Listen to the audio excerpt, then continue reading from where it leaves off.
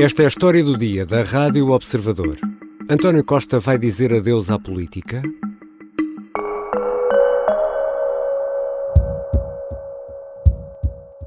Se ao longo destes anos alguém me melindrei, quero dizer que não o fiz intencionalmente. Se alguém me melindrou, também devo dizer que já esqueci.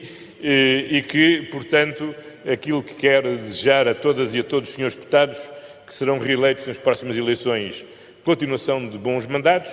Aqueles que, tal como eu, não serão reeleitos, quero desejar-lhes também que este seja o primeiro dia do resto da vossa vida e que sejamos tão felizes nas vidas que teremos a seguir, como pelo menos fomos nas vidas que exercemos ao longo destes anos. A todas e a todos, um grande abraço e votos da continuação de bons trabalhos. António Costa despediu-se esta segunda-feira do Parlamento, naquele que terá sido o último debate em que participou enquanto Primeiro-Ministro. À frente de um governo em gestão, vamos, nos próximos tempos, ouvir várias vezes esta expressão, a última vez de António Costa.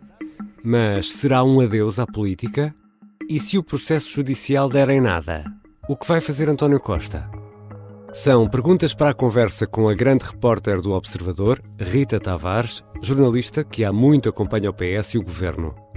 Eu sou Ricardo Conceição e esta é a história do dia, de terça-feira, 12 de dezembro.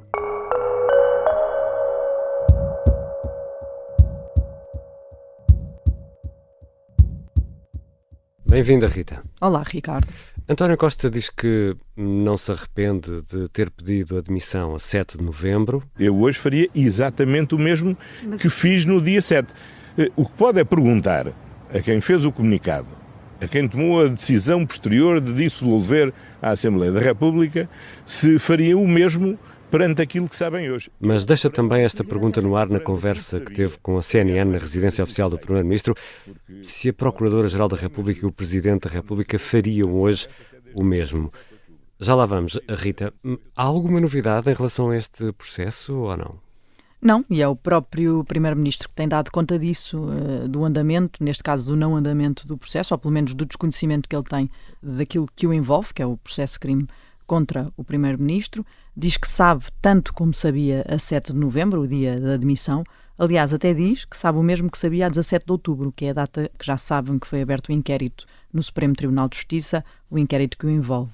Nessa altura, António Costa estava longe de saber que o processo existia, soube, segundo ele tem feito questão de afirmar e de sublinhar sempre que fala no assunto, no dia em que toda a gente conheceu através de uma nota da Procuradoria-Geral da República, tendo conhecido o famoso parágrafo que o incluiu numa investigação. Vamos então regressar àquilo que António Costa disse à CNN, quando Costa diz que faria o mesmo hoje, ou seja, apresentava admissão, mas deixa implícito que provavelmente Marcelo Rebelo de Sousa ou Lucília Gago poderiam ter aqui uma atitude diferente hoje em dia com aquilo que já se sabe ou não se sabe.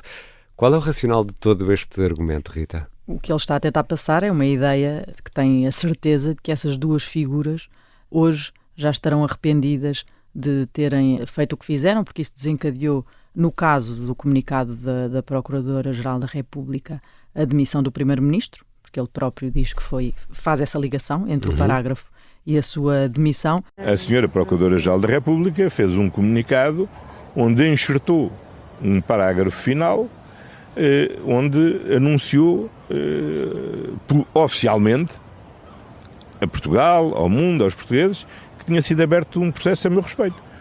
Bom, eu acho que, obviamente, a dignidade da função, a confiança que os portugueses têm que ter na função de Primeiro-Ministro não é compatível com a existência de um processo cujos contornos eu desconheço. No caso do Presidente da República, não se percebe muito bem o que é que António Costa quer dizer com a parte da consequência, na medida em que ainda não há nada para ver, não é? Se calhar é um argumento que ele poderá usar no dia 11 de março, talvez. Se o país ficar ingovernável, talvez ele possa usar esse argumento, mas por agora, contra Marcelo Rebelo de Sousa, ainda não tem nada, apesar de já fazer valer também esse argumento, uma estratégia que de resto é uma estratégia de vitimização que vem sendo explorada também e muito entre socialistas e que pode dar muito jeito na campanha eleitoral que aí vem, até porque nós entramos diretamente para a pré-campanha. Mas perante qualquer passo que António Costa dê ou pense dar no futuro, tudo está dependente deste processo, ou não? Se isto se arrastar, achas que vamos chegar a um ponto em que António Costa vai pensar, bom, isto já se arrasta há tanto tempo que eu não vou ficar mais à espera, deixa de fazer sentido estar à espera de algo que possa aparecer deste processo? Não, acho que para abraçar qualquer cargo político ou qualquer coisa nesse campo público, é difícil que o faça antes de haver uma resolução do caso, apesar de ele estar também a vitimizar-se nessa matéria, quer dizer que isto vai demorar imenso tempo e a pôr aí um grande peso que vai demorar muito tempo e, portanto, provavelmente já não terá nada a dizer na política, mas o que é um facto é que isso também não o tem impedido de entrar no debate político e no que está a acontecer atualmente na política nos últimos dias, desde o dia 7 de novembro. Não fez só aquela declaração de demissão. E talvez fosse aquilo que se esperava, ou pelo menos mais uma declaração ou outra, mas não esta presença intencional no espaço público, é o que está a acontecer. Não deixa de ser curioso, que era de esperar assim, um Costa mais low profile, depois de tudo o que aconteceu, mas continua muito ativo e até esta segunda-feira, no debate parlamentar, no último debate parlamentar, ouvimos o som na abertura hoje da História do Dia, até aproveitou para deixar um recado às esquerdas e ao PCP, um recado preocupado. É verdade, e eu até vou um bocadinho a montante disso, que é quando ele, depois daquele dia 7 de novembro, faz questão de marcar uma conferência de imprensa num sábado em São Bento, na residência oficial do Primeiro-Ministro, para explicar o seu lado em todo aquele processo, fazer a sua defesa. E em todo aquele discurso, e numa conferência de imprensa que foi calculada, mostrou uma atitude que é pouco compaginável com a tese de que acabou a sua carreira política. E depois disso, a presença dele, lá está. Foi constante até ao debate de ontem, mas antes disso também numa Comissão Nacional do PS, onde já fez acusações fortes ao Presidente da República, onde apareceu a dizer que bom senso era não ter desencadeado esta crise política, portanto responsabilizou, pôs nas mãos do Presidente da República, passou-lhe a bola, a batata quente do desencadear da crise política e agora dá esta entrevista à CNN. Se me pergunta se estou magoado, estou magoado. Está bem? Obrigada. Até logo. Mas felizmente há uma coisa, é que posso estar magoado, mas não sou rancoroso. E como sou otimista... Vai continuar a ser irritante. Irritante ou não, estou muito confiante. Vai continuar a ser. Estou muito confiante, vou continuar a ser.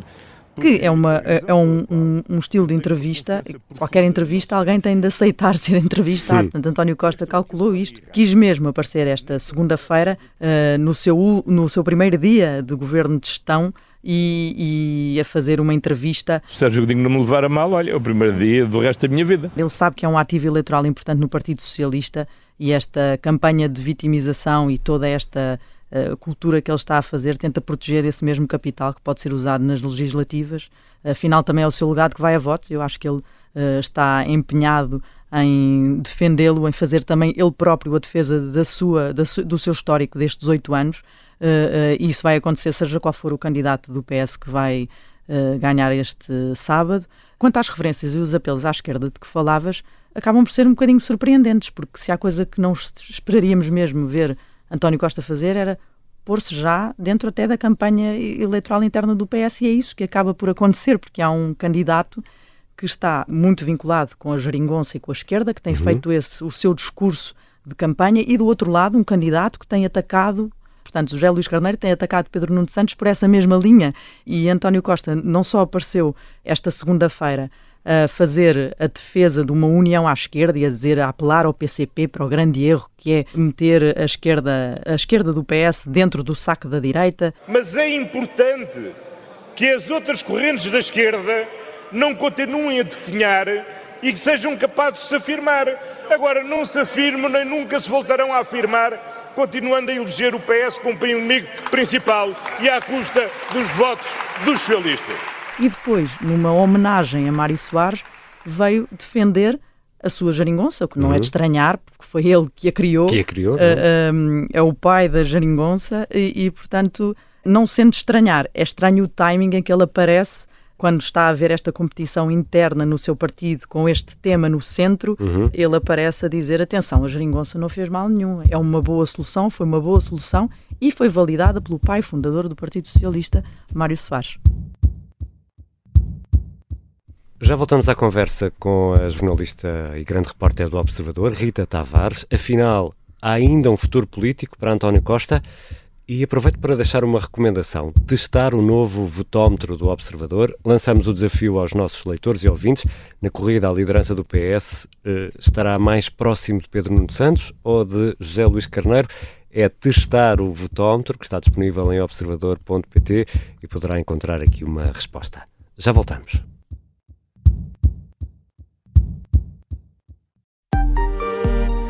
Estávamos na brincadeira e ele, de repente, conta-nos que ia desviar um avião. Este é o Piratinha do Ar. Abriu a porta, entrou por ali dentro e apontou-nos a ar. Uma série para ouvir em 6 episódios que faz parte dos Podcast Plus do Observador. É narrada por mim, Margarida Villanova, e a banda sonora original é de David Fonseca. Os Podcast Plus do Observador têm o apoio da Onda Automóveis. Estamos de regresso à conversa com Rita Tavares, jornalista do Observador, que há muito acompanha o Partido Socialista. E Rita, aqui chegados, regressamos à ideia de um eventual futuro europeu ou internacional para António Costa. Ainda há uma vida lá fora para António Costa? Neste momento está tudo em aberto e até é interessante vermos o que começou por ser uma exclusão da vida política, a 7 de novembro. Há uma declaração forte de António Costa dizendo que não vai voltar a exercer cargos políticos. Não me vou recandidatar ao cargo de Primeiro-Ministro, isso fica muito claro. É evidente que esta é uma etapa da vida que se encerrou, além de mais porque, como nós todos sabemos, os processos de crime são tendencialmente, raramente são rápidos. Passou a ser, na tal declaração, naquele sábado em São Bento, uma exclusão de funções executivas, portanto já não eram funções políticas genericamente, eram funções executivas. Porque já me demiti de Primeiro-Ministro, já anunciei que não serei candidato a Primeiro-Ministro e com a duração previsível deste processo judicial, com grande probabilidade não exercerei nunca mais qualquer cargo público. E na última quinta-feira, já disse, veremos se ainda haverá tempo para a política. Logo veremos se ainda há tempo para a política nessa altura. Logo veremos nessa altura se ainda há tempo para a política. Isto tem vindo a modelar-se e com António Costa a manter-se em campo. E a julgar por esta frente de comunicação que avançou esta semana, é difícil imaginar que a vontade seja ficar por aqui. Costuma ser um político bastante pragmático, António Costa, e até pode estar a cuidar do PS nas próximas legislativas, mas é muito difícil acreditar que é só isso. Ele não está também a cuidar do seu próprio futuro. Se será lá fora ou se será cá dentro, se verá. Sabemos que sempre rejeitou o cargo de Presidente da República, sempre sonhou com a Europa. Não me parece que o que quer que seja esteja excluído. Mas na Europa, na União Europeia, tudo depende de como as pedras se vão arrumar nas europeias do verão, não é? Não depende só da vontade de António Costa. Claro, os resultados eleitorais das várias famílias políticas, e não é do PS português, é das famílias políticas na União Europeia, é o que define a distribuição dos cargos e essa negociação que acontece nos dias seguintes. Por exemplo, o cargo de Presidente da Comissão Europeia é um cargo que normalmente vai para o partido mais votado nessas eleições, para a família política mais votada, e que seria para o PPE, como tem sido. O cargo de Presidente do Conselho Europeu, que é aquele que já foi até colocado em cima da mesa a António Costa em 2019, ele já o revelou, tendo rejeitado nessa altura, é um cargo que neste momento, e que sempre dependeu, não é neste momento, sempre dependeu de a figura escolhida ser um primeiro-ministro em funções, coisa que António Costa já não será em junho. Portanto, se será esse cargo que seria abrir uma exceção que nunca aconteceu, contra outros cargos europeus ou internacionais, eu diria que está tudo em aberto. Mas vamos voltar a olhar para a dimensão nacional. Ainda é possível também um futuro cá dentro ou não? Bom, eu desde 7 de novembro decidi uma coisa, não faço cenários. acho que isso revela grande juízo. Eu acho que é prudente não tirarmos nada de cima da mesa. Acho que sim. Acho que já se percebeu. Até porque não sabemos o que é que sairá das eleições de 10 de março, se o próximo governo terá condições de aguentar um mandato inteiro, que outros cenários políticos se levantarão. Um primeiro-ministro que sai a meio, vítima, queixoso, já não é a primeira vez que vemos. Não. E vemos o que é que essa figura se tornou para o partido a que pertence e para o líder do partido a que pertence. Estou aqui a falar de Pedro Passos Coelho e da sombra que foi para Luís Montenegro até haver este cenário que estamos agora a viver, esta questão da crise política e da demissão do primeiro-ministro, que esteve sempre ali à espreita como uma possibilidade para tomar o partido caso Luís Montenegro não tivesse resultados eleitorais favoráveis. Por isso é um pouco difícil perceber já se cá dentro poderá ter algum cargo mais executivo ainda. Se voltaria como primeiro-ministro, não sabemos. A presidência da República... Não gosta de Belém? É isso? Tem feito saber isso e de forma muito clara. Tem dito cargo que é um monótono. cargo, é um cargo que é um cargo chato, que não é um cargo com o perfil executivo, e ele tem defendido ter sempre um perfil mais executivo, mas também é importante perceber que os políticos estão sujeitos a forte pressão, que quando estão longe do poder e do exercício de poder também há um problema com o telefone que deixa de tocar e aquela vertigem para voltarem para dentro da bolha, como gostam de lhe chamar, existe. E a verdade é que em 2026 o PS já estará fora de Belém há 20 anos, e se o PSD e a direita voltarem a eleger em 2026 alguém próximo da sua área política, então poderão ser 30 anos de PS sem estar em Belém. Já sabemos que um dos possíveis futuros líderes do PS, Pedro Nuno Santos, conta com ele para tudo e que vai querer ter um candidato presidencial próprio do Partido Socialista, não do Partido Socialista, mas alguém que o Partido Socialista apoie de forma clara e evidente, coisa que não fez. Disse na entrevista ao Observador esta segunda-feira. Deixou isso claro. E por isso acho que o Partido Socialista tem o dever de de apoiar um candidato ou uma candidata. Se esse candidato poderá ou não ser António Costa, se ele estará nessa altura disponível para essa frente que sempre rejeitou, é difícil de prever esta distância e é como digo, há muitas coisas que vão estar e que vão pesar nessa decisão. Mas pegando nisso que acabaste de dizer e em algo que disseste há pouco, António Costa tem um capital político de tal forma valioso, quase faz lembrar aquela coisa dos bancos, too big to fail, ou seja, vamos continuar a ver Costa em campanha, em ativo, na discussão dos problemas do país e do partido, porque realmente tem um grande capital político, não é? Ele chega ao eleitorado. Chega, e acho que no PS ficou essa percepção de que o PS, que a maioria absoluta conseguida por António Costa no PS foi dele mesmo e não o partido que a conseguiu, foi o próprio António Costa que foi colocar esses votos ao centro. A figura dele era uma figura que dava que suscitava esse tipo de confiança desse eleitorado, pelos vistos, e esse continua a ser um capital que não ficou aqui ainda chamuscado. Não sabemos o que será amanhã e se o processo de crime em que está envolvido desencadeia em qualquer coisa negativa para António Costa, e nesse caso, tudo o que estamos aqui a dizer cairá por terra. Isso será mais um cenário daqueles para pormos no caixote do lixo. Obrigado, Rita. Obrigada, Ricardo. Rita Tavares é jornalista da secção de política do Observador. É a grande repórter. Há muito que acompanha o Partido Socialista e o Governo. Esta foi a história do dia. E fica mais uma vez um obrigado, um daqueles enormes obrigado aos milhares de ouvintes que clicaram em seguir a história do dia. Nós sentimos aqui deste lado e, acredite, é mesmo uma grande ajuda. Os sons que ouvimos neste episódio são da Rádio Observador e da CNN. A sonoplastia do Diogo Casinha, a música do genérico do João Ribeiro. Eu sou o Ricardo Conceição. Até amanhã.